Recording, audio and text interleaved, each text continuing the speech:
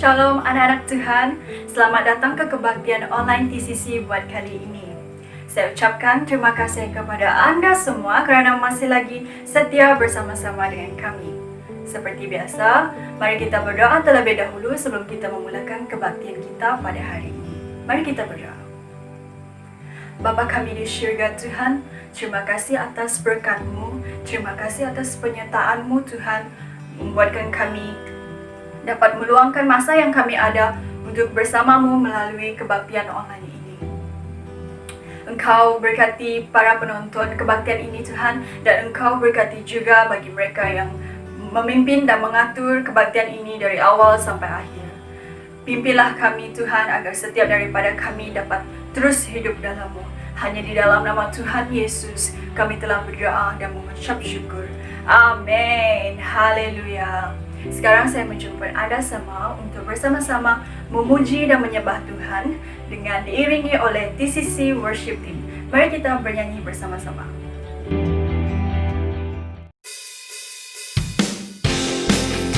Haleluya. Mari kita naikkan pujian bagi Tuhan. Kita nyanyikan tiba saatnya bersama-sama. Come on. Tiba saatnya kami berkumpul bersatu dari segenap suku dan bangsa, berdiri di hadapan takhta Anak Domba, satu suara menyatakan keselamatan bagi Allah yang duduk dan bertakhta. Kami naikkan pada Anak Domba pujian dan kekuatan, hormat dan kekuasaan, kemuliaan bagi Dia selamanya. One more time. Oh, tiba saatnya kami berkumpul bersatu dari segenap suku dan bangsa, berdiri di hadapan takhta Anak Domba, satu suara menyatakan keselamatan bagi Allah yang duduk dan bertakhta. Kami naikkan pada Anak Domba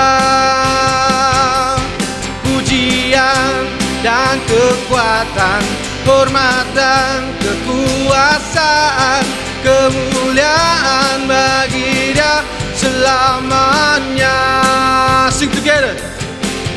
Keselamatan bagi Allah yang duduk dan bertakhta. Kami naikkan pada Anak Domba pujian dan kekuatan, hormat dan kekuasaan, kemuliaan bagi Dia selamanya. Kemuliaan bagi Dia selamanya. Kemuliaan bagi Dia selamanya.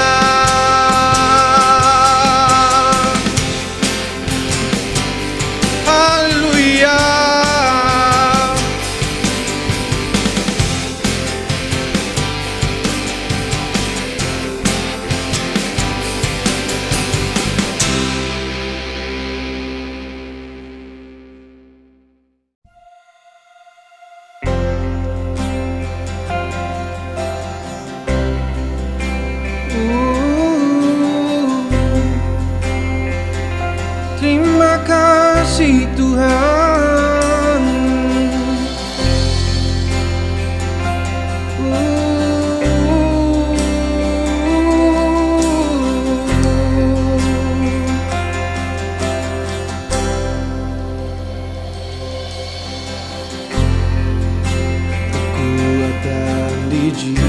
jiwaku,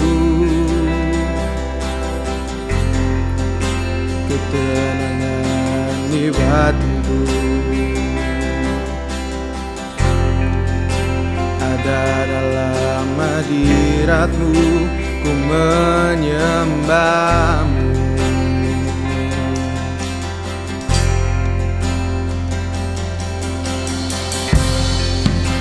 Tersungkurku di kakimu, rasakan hadiratmu. Takkan ku melepaskanmu, kau cahaya bagiku, mengiringmu seumur hidupku, masuk dalam rencanamu Bapa. Pikiranku, kehendakku, ku serahkan padamu. Harapanku hanya di dalam-Mu, bukan teguh bersama-Mu Tuhan. Jadikanku bejana-Mu untuk memuliakan-Mu. Haleluya.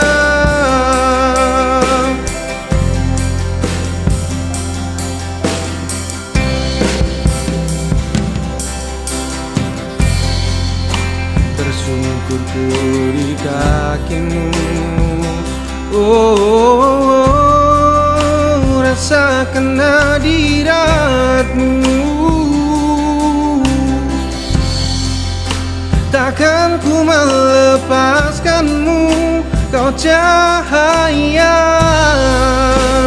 bagiku, mengiringmu seumur hidupku, masuk dalam rencana-Mu Bapa.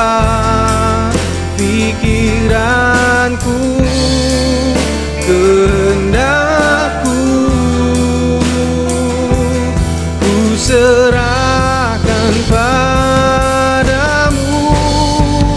Harapanku hanya di dalam-Mu, bukan teguh bersama-Mu Tuhan.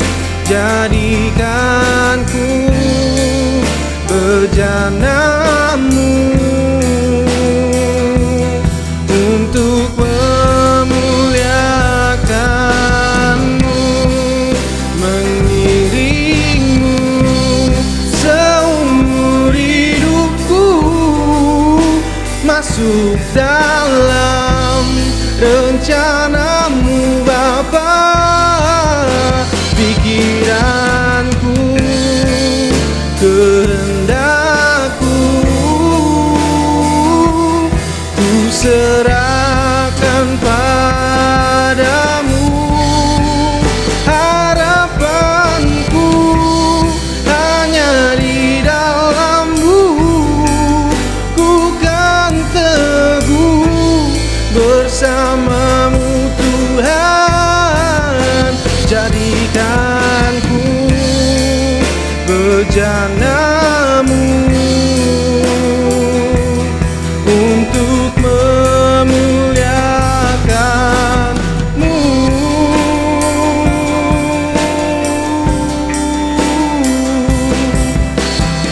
untuk memuliakan-Mu.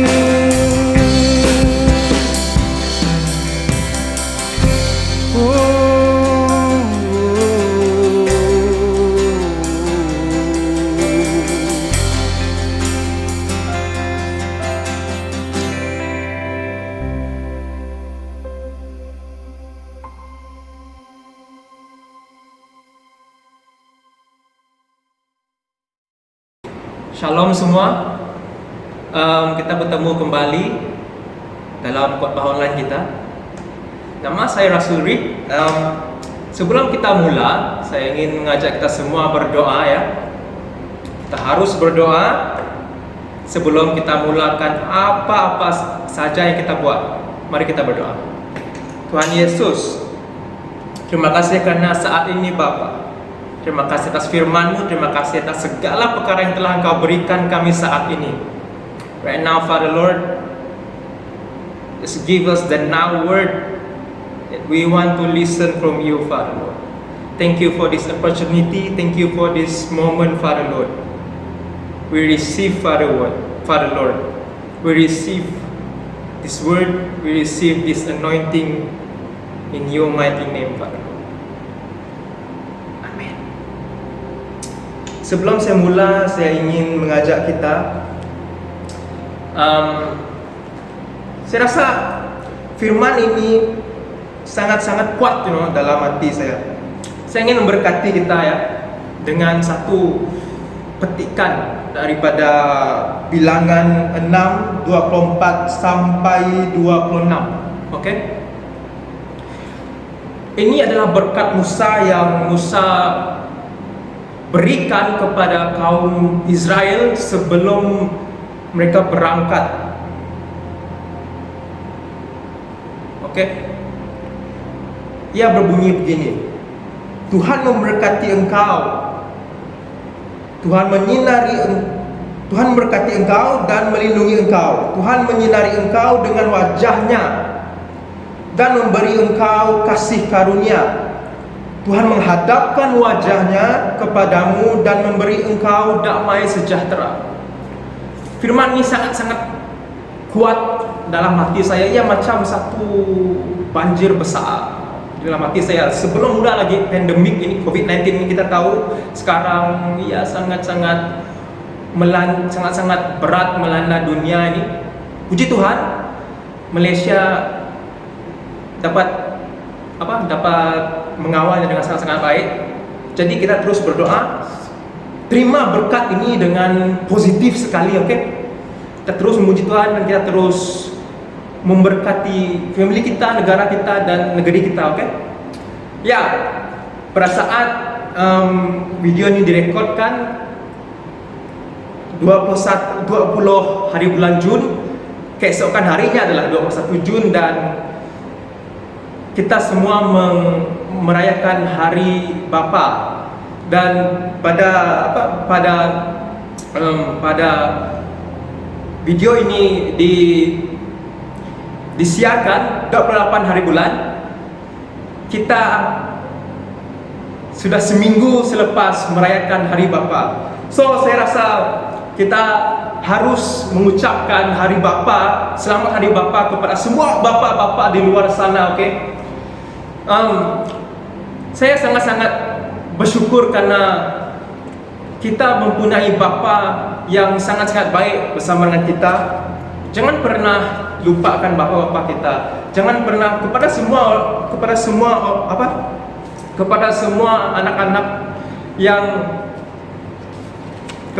anak-anak yang mungkin tidak begitu rapat dengan bapak-bapak dia, kepada semua kita yang tidak begitu gemar berduduk dengan bapak dia, kita coba ambil peluang untuk duduk bersama dengan bapak kita. Kamu akan banyak belajar daripada bapak-bapak kamu. Kita sebagai anak dan kita mewarisi banyak daripada bapak kita. Saat kamu duduk dengan bapak kamu, dari situ kamu akan mengerti apa yang saya coba maksudkan. Oke. Hari ini saya ingin coba menyampaikan sesuatu yang berkenaan juga dengan kasih Bapa. Alkitab ini penuh dengan kisah Bapa. Dari perjanjian baru sampai perjanjian lama, daripada setiap muka surat ia mengisahkan seorang karakter bapa yang mencari anak dia yang sentiasa hilang. Itu dia sebenarnya. So, apa yang saya coba mau sampaikan adalah bagaimana seorang bapa itu dia punya unending love, Dia punya unending love yang tidak pernah mau tinggalkan anak dia. Jika kamu buka the first page, jika kamu buka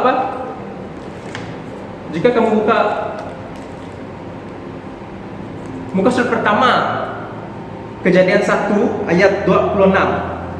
Berfirmanlah Allah, baiklah kita menjadikan manusia menurut gambar rupa kita supaya mereka berkuasa di laut dan burung-burung, berkuasa atas ikan-ikan di laut dan burung-burung di udara dan atas ternak dan di atas seluruh bumi dan atas segala binatang melata dan merayap di bumi. Maka Allah menciptakan manusia itu menurut gambarnya, menurut gambar Allah, menciptakan dia laki-laki dan perempuan diciptakannya mereka. Allah memberkati mereka, lalu Allah berfirman kepada mereka, beranak cuculah dan bertambah banyak, penuhilah bumi dan taklukkanlah itu, berkuasalah atas ikan-ikan di laut dan burung-burung di udara dan atas segala binatang yang merayap di bumi. Berfirmanlah Allah, lihatlah aku memberikan kepadamu segala tumbuh-tumbuhan yang berbiji di seluruh bumi dan segala pohon-pohonan yang berbuah, pohonan yang buahnya berbiji, itulah yang akan menjadi makananmu. Tetapi kepada segala binatang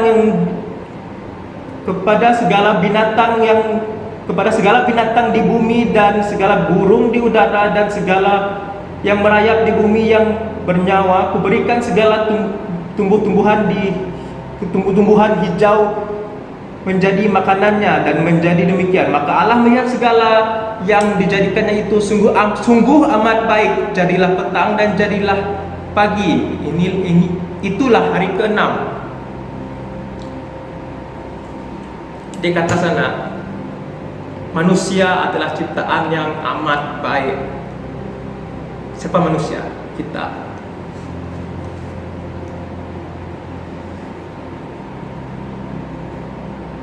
Apa yang saya coba mau sampaikan sini? Kita semakin dewasa. Macam yang saya kata mula adalah selepas kita mula meningkat dewasa, yes, kita selalu mungkin kita kanak-kanak kita selalu berjalan dengan bapa kita semua.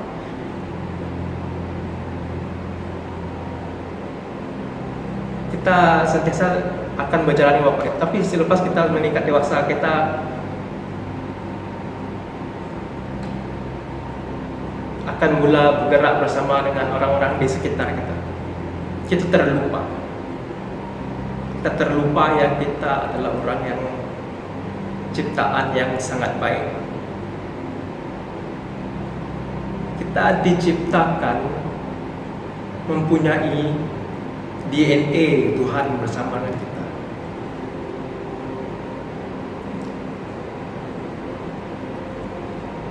Kita diciptakan mempunyai DNA Tuhan bersama dengan kita.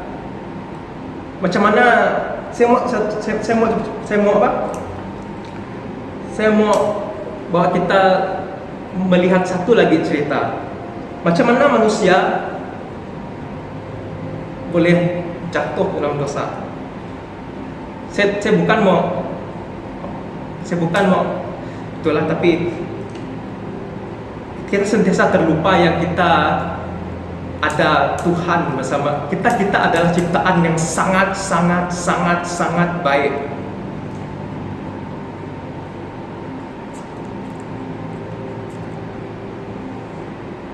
Kejadian 3 Oke, ini sangat simpel lah. Kejadian 3,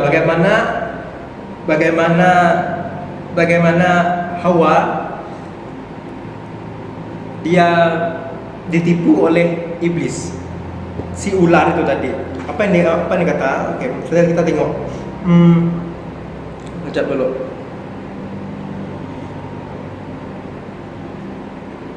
Adapun, kita start dari ayat 1. Adapun ular ialah yang paling cerdik dari segala binatang di darat yang dijadikan oleh Tuhan Allah. Ular itu berkata kepada perempuan itu, tentulah Allah berfirman, semua pohon di dalam taman ini jangan kamu makan buahnya, bukan?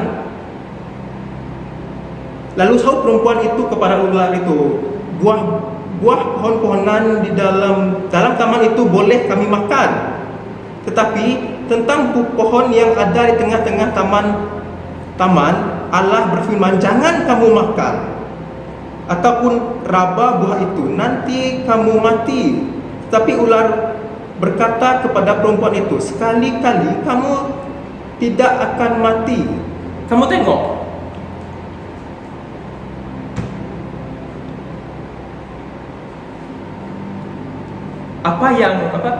apa yang iblis cuba mau, apa yang coba mau sampaikan sini adalah kamu semua mula berfikir, ini mungkin apa yang coba mau sampaikan ini mungkin lain sedikit daripada cara penyampaian orang-orang kawan-kawan kita yang sebelum ini, tapi kita semua berfikir, Hawa tahu kebenaran yang Tuhan telah berikan kepada dia, seperti mana kita tahu apa yang kebenaran yang kita baca daripada Alkitab ini. Kita adalah ciptaan yang baik, kita tahu kebenaran, kita adalah anak Tuhan. Kenapa kita boleh jatuh dalam dosa adalah kita sentiasa ditipu oleh orang-orang di luar, suara-suara di luar. Kenapa kita sentiasa mendengar suara-suara dari luar, suara-suara si iblis? Itu dia, suara dari luar dan kebenaran Tuhan. Kamu hanya bagaimana kamu mau melawan suara dari luar itu, suara sang iblis, si iblis itu? Kamu harus fokus dengan hanya firman Tuhan. Itu saja cara dia.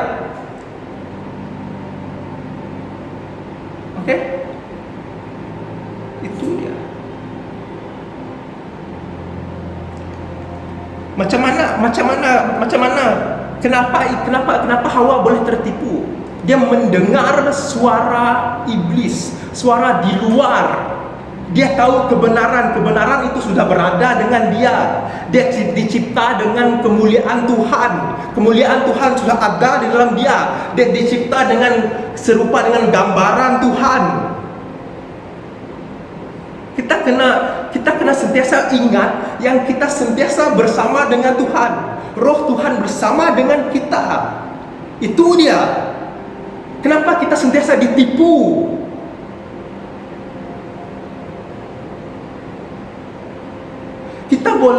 Kita boleh hafal benda ni dan kita boleh sentiasa ditipu kalau kita sentiasa mau dengar suara dari luar. Efesus 6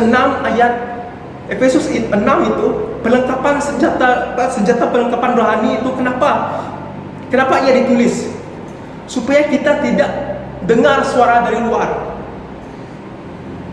Itu dia. Supaya kita tidak fokus dengan luar. Kenakanlah perlengkapan senjata Allah.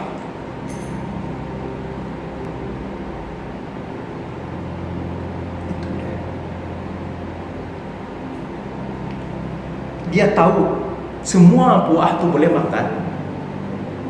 Jangan makan itu saja.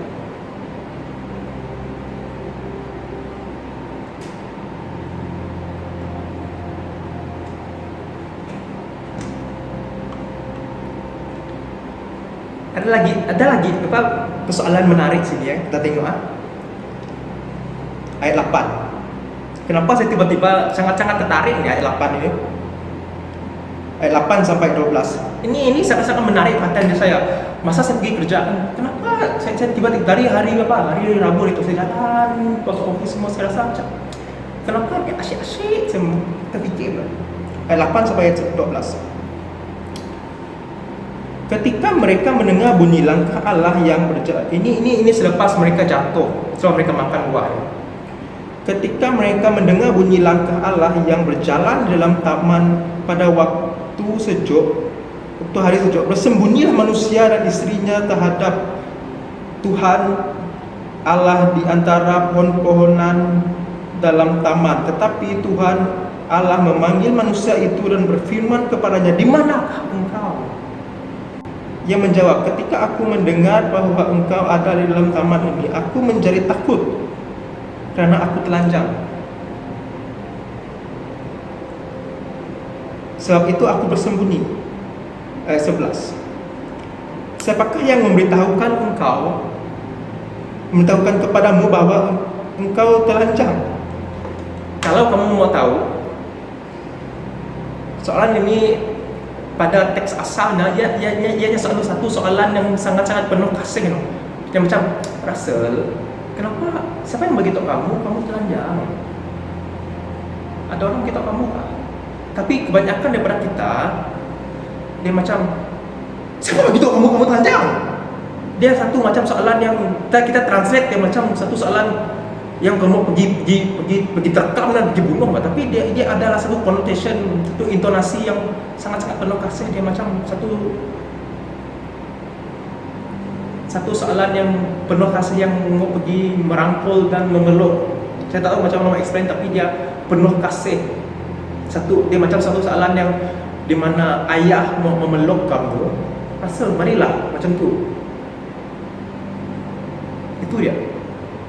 Ini this is the gist. Ini dia macam satu zat, satu gist. Tak tahu macam mana explain dalam BM dia, tapi this is the gist of this word actually.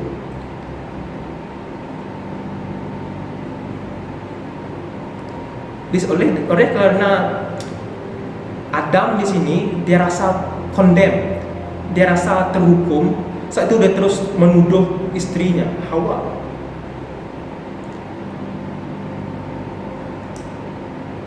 Itu dia.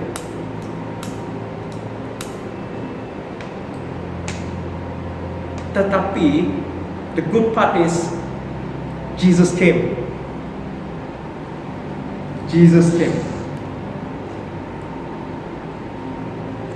Yesus mati mengenakan mahkota duri berdarah supaya the first Adam tadi tidak berhit.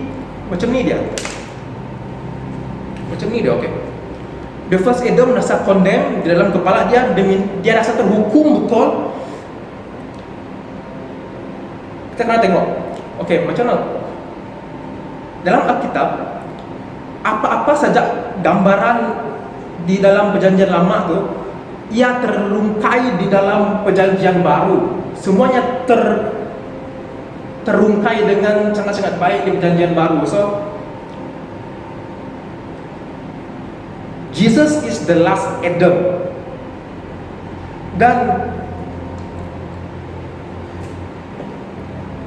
kenapa Yesus harus pakai mahkota duri itu? Supaya kita tidak perlu lagi rasa condemn.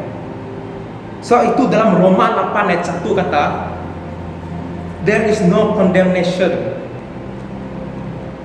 Okay? Roma 8 ayat 1. Demikianlah sekiranya sekarang tidak ada lagi penghukuman bagi mereka yang ada di dalam Kristus Yesus. Kita sekarang telah menerima Yesus, kita tinggal dalam Yesus. Aku dalam engkau dan engkau dalam aku, kata dia. Tinggallah dari dalam aku. Kita di dalam Yesus. Tidak ada lagi penghukuman. Janganlah terima lagi hukum penghambaan, kata Tuhan Yesus.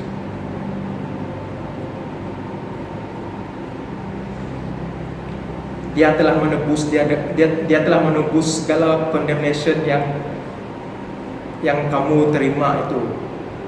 Darah telah tercurah di atas kepala dia apabila dia pakai crack berdarah. Gambarannya kalau kamu tengok apa, what is the name of the Passion of Christ.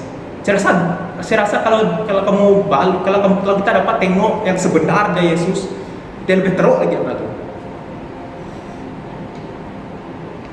Okay.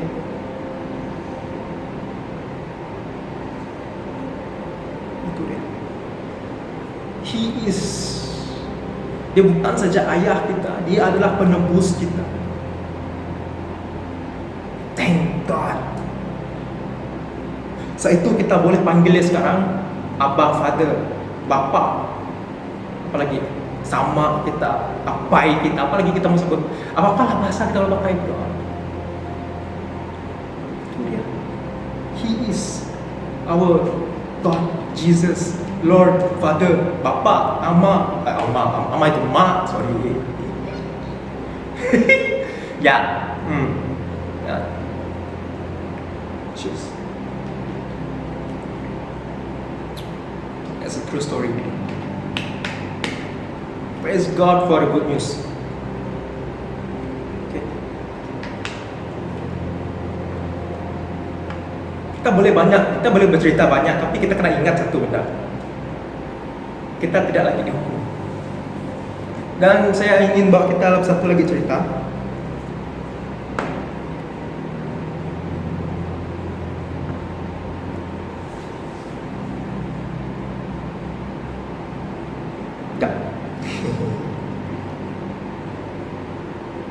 Ini dia. This is my favorite. Psalms 23. Mazmur 23. Tuhan gembala yang baik. Mazmur Daud.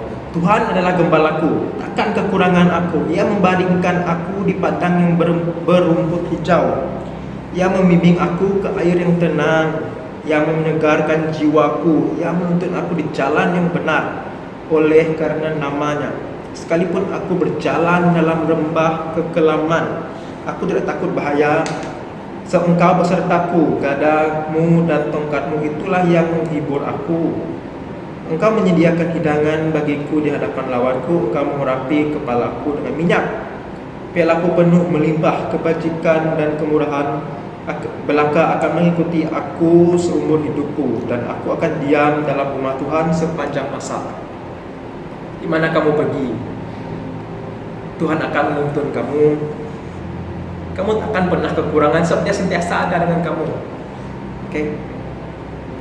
Kalau kamu benar, Dia akan sentiasa bawa kamu duduk sana, berehat. Rehat Dia itu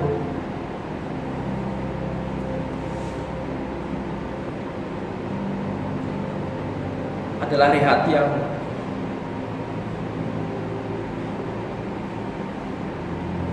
inward and outward. Okay? Dia akan restore kamu dari dalam dan luar. Rehat secara duniawi tidak. Rehat secara duniawi kita duduk rehat. Pikiran kita sentiasa masih bergerak, tapi badan kita mungkin hilang penat. Okay?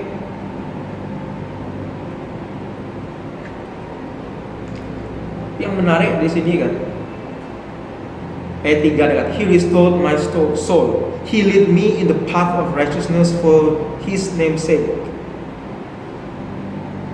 He restored my soul. He lead me in the path of righteousness. Kalau kita tengok path of righteousness tu, gambaran dia kan, pemazmur ini menulis He restored my soul. Ketika pemazmur ini penat, dia menggambarkan dia baring dan gembala dia tu akan bawa dia ketika dia rasa penat, akan membawa dia at the lowest point of his life. Path of righteousness itu seolah-olah macam dia di bawah di kekelaman dia. Path of righteousness itu macam kalau saya dapat gambarkan Kalau kamu pernah tengok satu gambaran di mana seorang gembala bawa domba dia mengelilingi, menaiki satu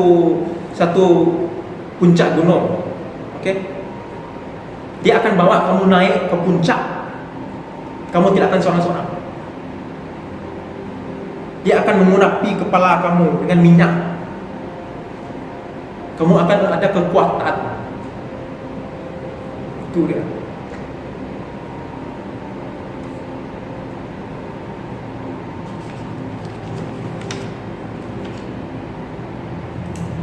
Itu dia.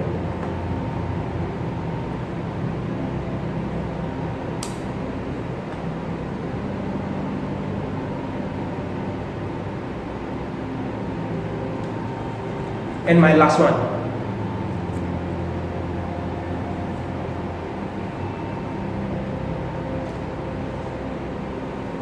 Kita akan sentiasa jatuh. Sebab kita manusia.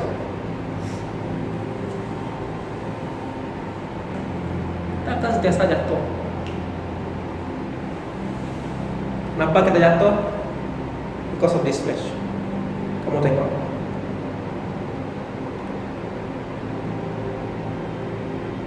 Kenapa saya rasa sometimes mungkin sebab emosi kita, mungkin sebab kita tengok kita lemah, kita dapat buat ini, kita dapat buat itu. Tapi apabila kita tengok balik ada satu kisah dalam Lukas ini, Lukas 15. Kisah ini simple saja saya rasa.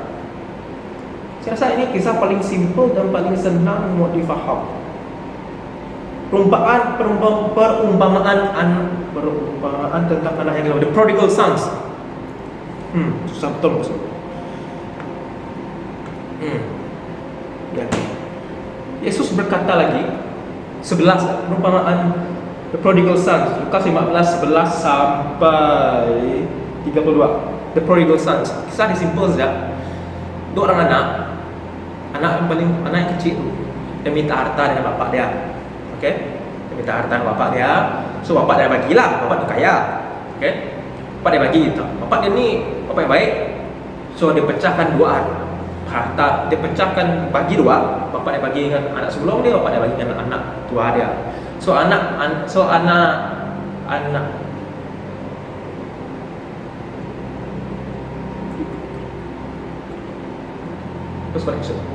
So anak dia yang kecil tu, dia pergi merantau tak lah juga, dia pergi berfoya-foya dekat kononnya, jalan-jalan buang duit lah kononnya teh.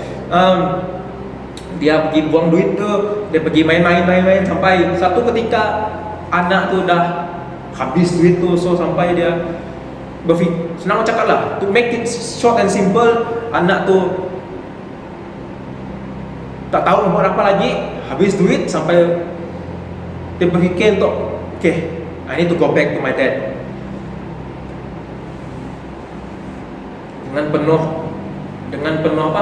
Dengan penuh rasa bersalah dia menipu bapak dia, okay, apa-apa sajalah, dia tipu bapak dia balik, dia tipu bapak dia. Banyak orang ingat, banyak orang tahu macam ni, tapi ada satu part orang terlupa, dia tipu bapak dia. Dia balik sebenarnya bukan mau apa sebenarnya, dia just mau balik, mau makan saja. Dia bukan mau minta maaf saja, dia mau makan. Dia bukan mau minta maaf, dia just mau makan saja. Dia tipu bapak dia, just mau makan yang untuk dia lupa. Bapak dia tu sangat baik, dia tak kisah pun. Okay, anak aku sudah balik, bapak dia berlari ke anak itu bau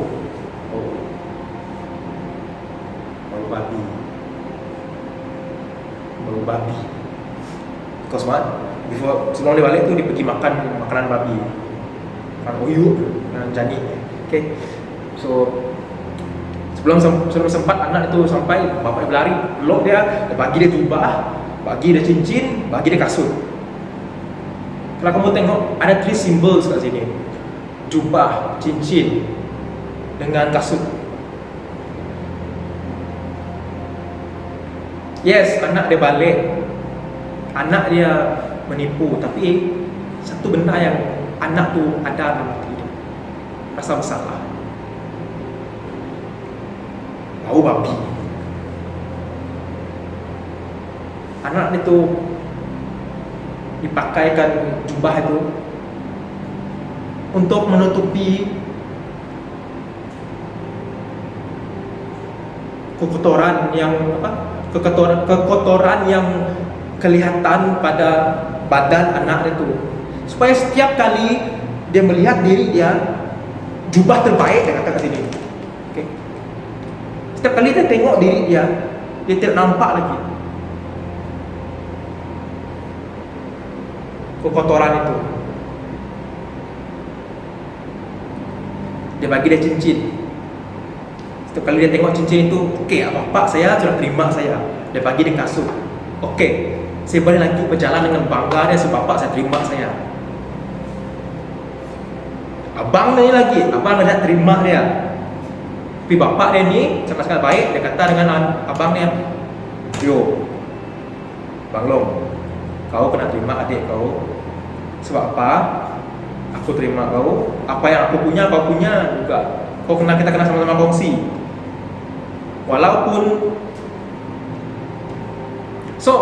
Walaupun dia menipu, tapi dia kena diterima balik juga. So, dalam cerita ni, yang duduk dengan bapak tu dan yang duduk dengan bapak itu tidak tertinggal, yang hilang pun tidak tertinggal juga. It's a perfect story. That is a father's love. It's an unconditional love. It's a perfect story. Yang tidak pernah meninggalkan bapa akan dapat juga. Yang meninggalkan bapa yang balik pun dapat juga. That is a father's love. Okay?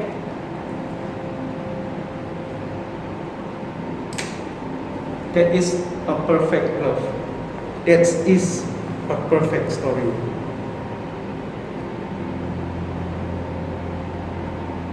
Setiap kali kamu datang kepada Yesus, ingatlah, banyak orang cakap dengan saya. Mungkin siapa yang tengok ni sekarang kan, tak pernah tengok saya berdiri kat depan, share firman semua. Tapi masa kat camp, saya selalu di belakang. Itu memberi saya peluang yang sangat baik. Praise the Lord for it. Untuk melihat banyak benda. Banyak orang rasa condemn. Banyak orang rasa tak layak. Saya mau bagi tahu semua orang, anda semua layak. Itu saja. Kepada semua leaders juga, anda semua layak, anda semua tak pernah tak layak. You are beloved, you are highly favored, you are deeply loved. Jangan pernah lupa buku ni. Okay? So, point of the story is, Yesus tidak pernah meninggalkan kamu, tidak pernah melupakan kamu. Yesus adalah, kalau aku buka balik macam saya kata tadi, pada awal penciptaan dia adalah Bapa yang baik. Dia adalah Bapa yang sentiasa mau bersama dengan kamu.